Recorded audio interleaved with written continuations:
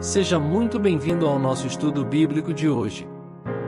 Eu fico muito feliz que você esteja aqui, dedicando seu tempo para crescer no conhecimento da Palavra de Deus. Hoje, vamos mergulhar no capítulo 15 do livro de 2 Reis, um capítulo rico em detalhes históricos e espirituais. Nele, encontraremos o relato da sucessão de diversos reis, tanto no reino de Israel quanto no reino de Judá. Este período da história é marcado pela instabilidade política e espiritual, e muitas lições podem ser extraídas para a nossa vida hoje, como a importância da obediência a Deus e as consequências de nos desviarmos dos seus caminhos. Este estudo tem como objetivo oferecer uma compreensão profunda deste capítulo, trazendo informações históricas e espirituais, além de reflexões práticas para o nosso dia a dia. No final, teremos um momento especial de oração para que possamos refletir e aplicar esses ensinamentos em nossa vida devocional. Vamos começar! O capítulo 15 de 2 Reis começa falando sobre Azarias, também chamado de Uzias. Ele foi o rei de Judá, sucedendo a seu pai, Amazias. Azarias começou a reinar muito jovem, com apenas 16 anos de idade, e reinou durante um longo período de 52 anos em Jerusalém. Esse extenso reinado é notável, especialmente em comparação com os reinados breves e conturbados que vemos em Israel ao longo desse capítulo. O nome da mãe de Azarias era Jecolias, e ela era de Jerusalém. A Bíblia nos diz que Azarias fez o que era reto aos olhos do Senhor, tal como seu pai Amazias havia feito. No entanto, há um detalhe importante que não podemos deixar de observar e apesar de fazer o que era certo diante de Deus, ele não removeu os altares idólatras que estavam nos altos. Esses altares eram locais onde o povo continuava a oferecer sacrifícios e incenso, algo que era contrário às ordens de Deus. Aqui vemos uma lição profunda para nós, e mesmo sendo considerado um rei que fez o que era certo aos olhos de Deus, Azarias não foi completamente fiel em sua obediência. Ele permitiu que a idolatria continuasse em seu reino, o que acabou trazendo consequências tanto para ele quanto para o povo de Judá. É um lembrete claro de que Deus deseja uma obediência total, e não apenas parcial. Muitas vezes, em nossa própria vida, podemos fazer o que é certo em muitos aspectos, mas deixamos algumas áreas intocadas, onde continuamos a praticar comportamentos ou manter hábitos que sabemos que não agradam a Deus. A falta de compromisso total com os mandamentos do Senhor pode nos afastar das bênçãos completas que Ele deseja derramar sobre nós. Devido a essa falha de Azarias, o Senhor o afligiu com lepra. A lepra era uma doença altamente contagiosa e, naqueles tempos, as pessoas que a contraíam eram isoladas da comunidade. Assim, Azarias foi separado do convívio com os demais e passou a viver em uma casa isolada, enquanto seu filho Jotão assumiu a responsabilidade de administrar o reino em seu lugar. Azarias continuou sendo rei, mas não pôde governar ativamente por causa de sua condição. Isso nos ensina outra lição importante: quando permitimos que o pecado ou a desobediência entrem em nossa vida, podemos acabar sofrendo as consequências dessa escolha, às vezes de forma que nos impeça de cumprir totalmente o propósito que Deus tem para nós. O restante dos atos de Azarias, bem como tudo o que ele fez, estão registrados no livro das Crônicas dos Reis de Judá. E assim, após viver com lepra e governar de maneira indireta, Azarias morreu e foi sepultado com seus pais na cidade de Davi. Seu filho Jotão, que já administrava o reino durante sua enfermidade, assumiu oficialmente o trono e continuou o governo de Judá. Esse primeiro trecho de 2 Reis 15 nos leva a refletir sobre a obediência completa a Deus. Mesmo que tenhamos boas intenções e façamos muitas coisas boas, a falta de obediência em áreas específicas de nossa vida pode trazer consequências difíceis. Devemos buscar sempre ser totalmente fiéis a Deus em todos os aspectos, removendo de nossas vidas qualquer algo que possa estar nos distanciando de uma obediência plena. Após o relato sobre Azarias, o capítulo 15 de 2 Reis nos leva de volta ao reino de Israel, onde Zacarias, filho de Jeroboão, começa a reinar. Zacarias era o quarto rei da dinastia de Jeú, cumprindo assim a promessa que Deus havia feito a Jeú de que seus descendentes reinariam sobre Israel até a quarta geração. No entanto, o reinado de Zacarias foi curto e marcado por más decisões. Zacarias reinou por apenas 6 meses em Samaria, e durante esse breve período, ele continuou a fazer o que era mal aos olhos do Senhor, seguindo o exemplo de seus antecessores. Ele não se afastou dos pecados de Jeroboão, o primeiro rei de Israel, que levou o povo a pecar ao introduzir a adoração aos bezerros de ouro em Betel e Dan. Como resultado, o povo de Israel continuou a viver em desobediência, afastado do verdadeiro Deus. Após esses 6 meses, Zacarias foi assassinado por Salum, filho de Jabes, que conspirou contra ele e o matou publicamente, tomando assim o trono de Israel. O assassinato de Zacarias encerrou a dinastia de Jeú, cumprindo a palavra do Senhor de que os descendentes de Jeú reinariam até a quarta geração. Essa passagem é um exemplo claro de como a infidelidade a Deus pode trazer instabilidade, não apenas para o indivíduo, mas para toda uma nação.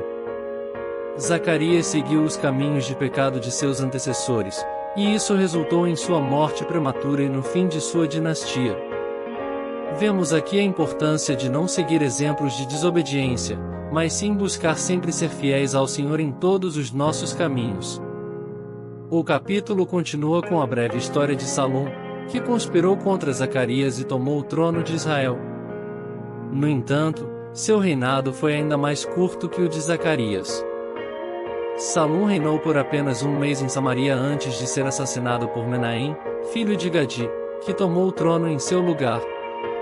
Esse ciclo de violência e conspiração política é um reflexo da profunda instabilidade espiritual e moral que reinava em Israel durante esse período. Após tomar o trono, Menahem marchou de Tirza para Samaria e, no caminho, destruiu a cidade de Tifsa, junto com seus habitantes, porque a cidade se recusou a abrir suas portas para ele. Menahem não poupou nem mesmo as mulheres grávidas, demonstrando sua brutalidade e crueldade.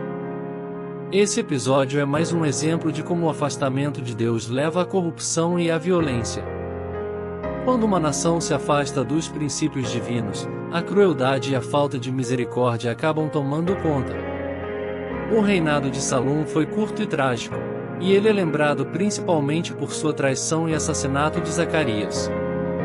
A violência com que tomou o trono foi a mesma que o derrubou, uma lição clara de que aqueles que semeiam injustiça e violência muitas vezes acabam colhendo o mesmo. O reinado de Menahem, filho de Gadi, é descrito em mais detalhes. Ele reinou sobre Israel por 10 anos, mas, assim como seus antecessores, Menahem fez o que era mal aos olhos do Senhor. Ele não se afastou dos pecados de Jeroboão, que fez Israel pecar, mantendo a idolatria e a desobediência ao Senhor. Durante o reinado de Menahem, o rei da Assíria, Pu, invadiu Israel e impôs um tributo ao país.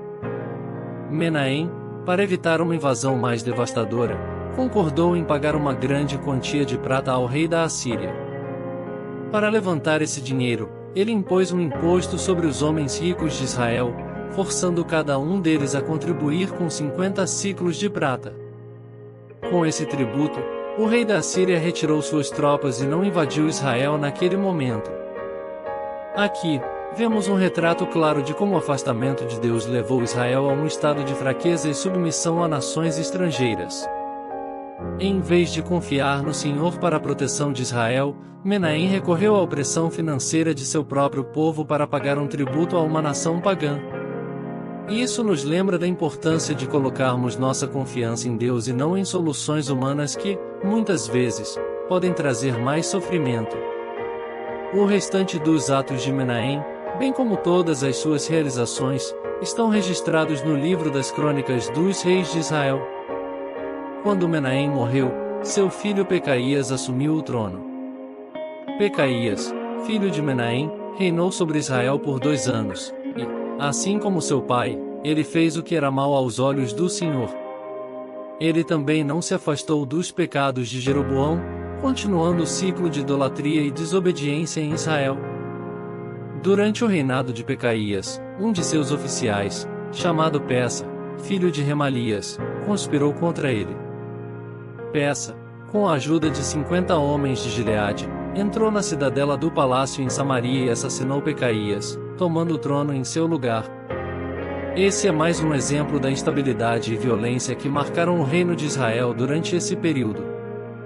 O reinado de Pecaías foi breve, e seu fim violento nos mostra como a falta de obediência a Deus e a continuidade dos pecados de Jeroboão trouxeram destruição sobre os reis de Israel. A traição e o assassinato tornaram-se comuns, e a nação estava em um estado de caos espiritual e político. Após a morte de Pecaías, Peça, filho de Remalias, assumiu o trono de Israel.